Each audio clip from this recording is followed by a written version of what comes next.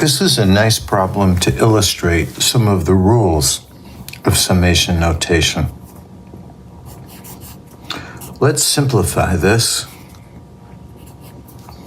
Now here we have k equals 0 to 2. And what I'm going to do is I'm going to break this down.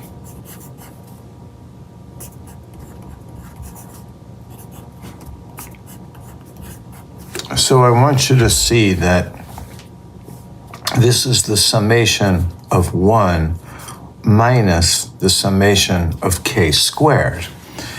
And it's really important to understand that the summation of the number 1, the constant 1, as k goes from 0 to 2, is actually 1 plus 1 plus 1.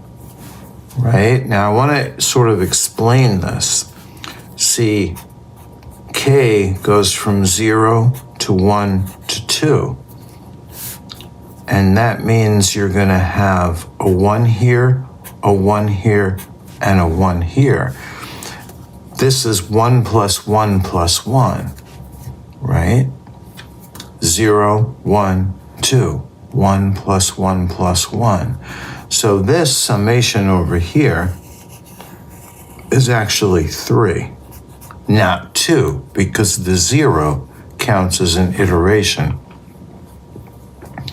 So this is the summation as k goes from 0 to 2 of k squared. And so this one over here, you can just make a little table. K, 0, 1, 2, k squared, 0, 1, 4.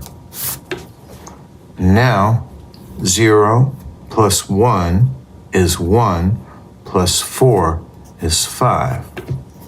So this summation over here is 5. This summation over here is 3. 3 minus 5 equals negative 2. And this is the answer using the rules of summation notation.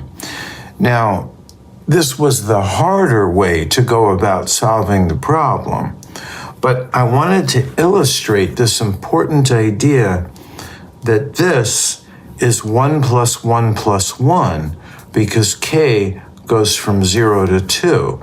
So the iterations are 0, 1, 2. 3 iterations, 3 ones that we're adding up. So sometimes students get this part wrong over here.